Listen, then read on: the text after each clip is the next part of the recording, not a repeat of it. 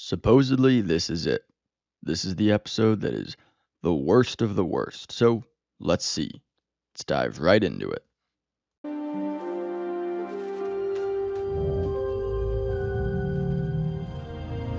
Well, that's not very nice.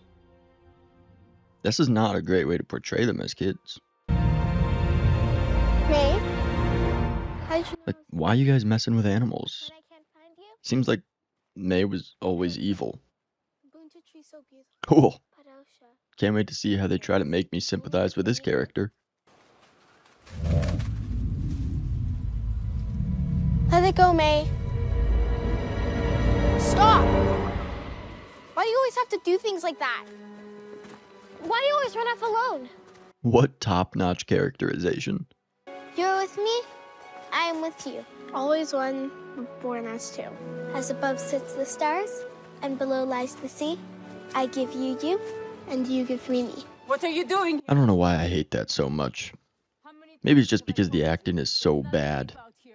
Sorry, Mother Cora. I mean, I do feel a little bad critiquing the acting of children, but you're putting me in a really tough position here. Bear, I'm old enough to go outside the fortress walls. The rules are for your safety. Now, come with me. Quickly. Although, the acting from the adults isn't much better, so... May we have some spice creams? Those are not for little girls who run away from home. I'm not little anymore. Wait a minute. There's not a single man in this entire area. There's no way I'm imagining that, and there's no way it's an accident, right? Did anyone see them? I do not believe so. Any sign of the visiting Jedi? None. I told you this planet would be safe haven for our coven. Ah, so they're all witches. And witches are all women, I guess. You want to say Are they all lesbians too, like these two clearly are? Wait. Presumably they don't like the Jedi because they're here to take May and Osha, but if they're all women here, then how did Osha and May get here? They must have taken them from somewhere else. Hand is required. Osha is testing her boundaries. It's normal behavior for a child. The twins are not normal children. Is this parenting advice? It's not very good parenting advice. All living things are connected by the same thread. A thread woven through all of existence. The same thread? That's called the Force. We got this from Yoda in Empire. Just call it the Force, or is this somehow different? Is this witch magic, witchcraft, whatever? Some call it a force and claim to use it. But we know the thread is not a power you wield. So it's just the Force, but you gave it a different name. Pull the thread. Why? The Force wasn't good enough for you? This Leslye Headland's thing that Star Wars wasn't really created by George Lucas, so you get to overwrite it wherever you want? I've never met a woman who had that kind of septum nose piercing that was in any way emotionally stable. Just piece of advice for all of you men watching. If you see that, run. How come none of these women watching told Osha and May to pay attention? Like, it seems like a really important training thing. But I don't know, because the show hasn't given me any context for what's going on. But that is my inference. Your enemies will not warn you before they attack. Wait, whoa. You just said the thread is not a power you wield. And then you wielded its power to attack the girls. You even said the word attack when you did it. You can't just say, pull the thread like you're in Madam Web or something and think you sound as wise as Yoda. What is troubling you, Osha? Where are their dads? She's nervous about tonight. Is this like reverse Mad Max and they've got some men stored away in a dungeon for the purpose of breeding? I don't want to do the ascension, but that's how we become witches. So what happens if they fail? Do they get exiled or something if they don't become witches? Ascension is about walking through fear. It is about sacrificing a part of yourself, the power of many instead of the power of one. That was a pretentious and airy way of saying absolutely nothing. But that is because you are young. The galaxy is not a place that welcomes women like us. Witches who have the abilities we do. Really? You seem like you're pretty much just Jedi adjacent, and the galaxy is fine with the Jedi. Show me you creating zombies like the Night Sisters, and then I'll be on board. Also, if you're gonna hate on the Jedi for brainwashing kids or something, you just told them that Osha doesn't want to be a witch. You just told Osha that she does want to be a witch, she just doesn't understand because she's young. Now, that may be true, but when I was a kid and told my parents I wanted something or didn't want something that they thought was good, they would ask me why I felt that way so I could learn. I mean, you're just indoctrinating them.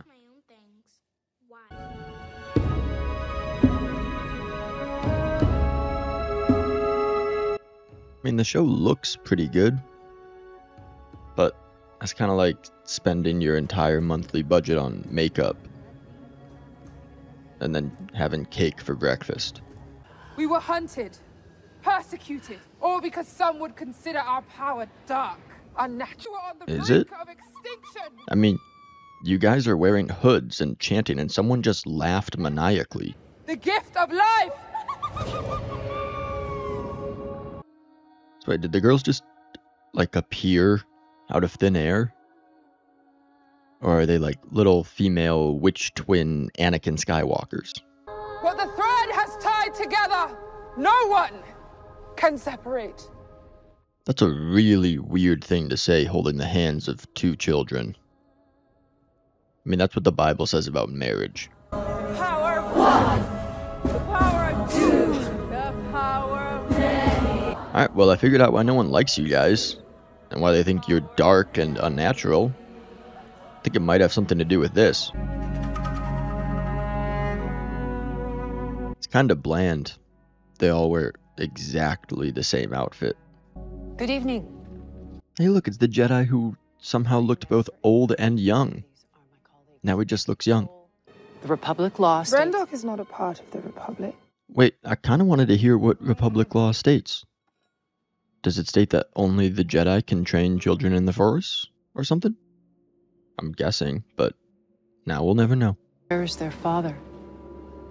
They have no father. Oh my gosh, so it's they're female Anakin Skywalkers. They're female Jeebuses. I can't believe they're doing this. Jedi do not take children. Hold your tongue or I cut it out for you. Oh, maybe that's why they don't like you anywhere. You threaten to cut people's tongues out? That's not very friendly. Oh, you're so evil! That's why no one anywhere wants you. That's why everyone hates you. You possess Jedi. You're literally the bad guys. It's not even gray. You're just straight up evil. The Jedi are child protective services at this point. There are only 4 Jedi. Who would miss them? Wait, what? They're not fast food employees, they're Jedi. If you killed 4 NYPD cops, I'm pretty sure the department would come after you.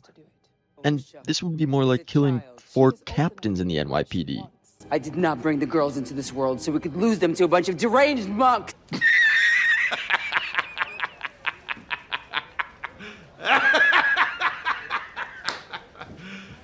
You serious? Deranged monks, y'all were throwing your heads back and chanting for a ceremony performed on children like 3 minutes ago. I created them. Wow, you carried them and you created them. Man, this episode, that is a lesbian wet dream right there. The Jedi are bad. The Jedi are good. This isn't about good or bad. This is about power and who is allowed to use it. That is a very highbrow concept to present to a child. Also, your coven is clearly bad. You're even wearing dark robes, and the Jedi are wearing light. The contrast is very clear. Literally everything has pointed to you being bad and the Jedi being good. This isn't a gray area. Also, I know I'm talking over it, but Mama did not explain whatsoever what she meant by her thing about power and why she said it. And there's no way those 2 little girls understood. You have to lie. Nay! No, she doesn't. You're allowed to tell the truth. It's kind of encouraged. Promise me. Fine. I promise. Yeah, that promise was about as convincing as her vow in that weird child wedding ceremony. Tell us what you see. A spaceship. Correct. How about this next one? A mountain. Correct.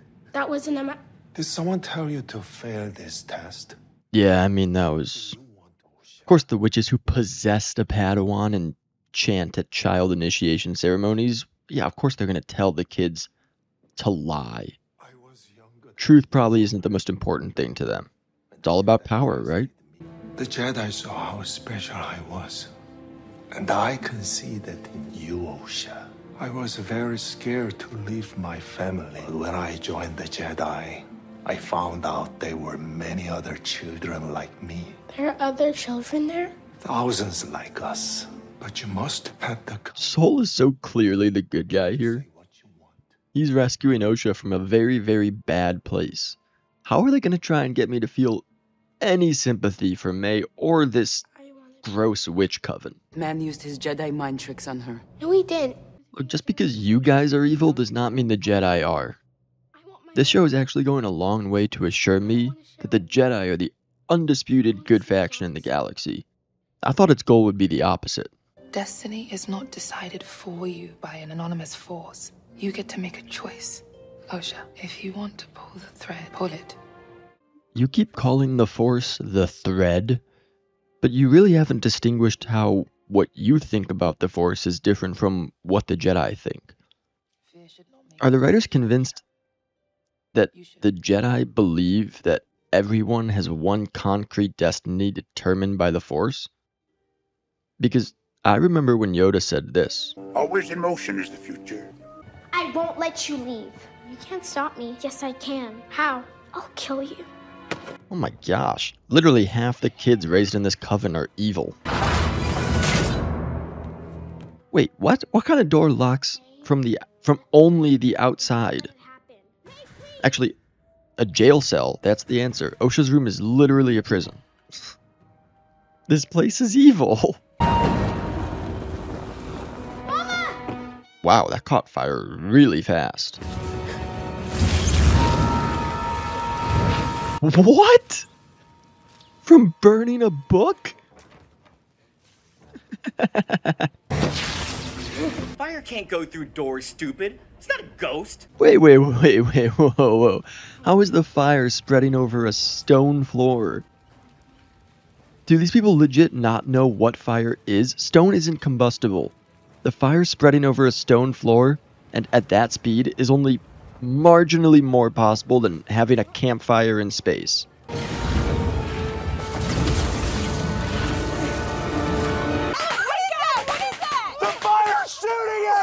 Sure, you can go in there, but who's to say the magical fire won't still get you? Oh my gosh. Just a reminder, this all happened within minutes in what looks like a completely stone structure from burning a book. Where's Mama? Mama's dead. What have you done? What? She's dead? The fire got her? Did they all die? Because she burned a book? Oh, and Soul wants to save them both because he's the undisputed good guy. Just keep in mind, as the rest of the season goes on, Soul is the... Wait. What? They didn't burn. They didn't get crushed by debris. How did all of them die?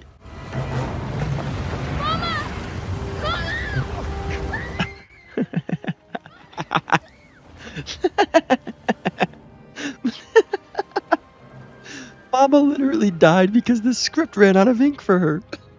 That's it. There's no cause of death. Maybe they all pulled the Padme and died of sadness.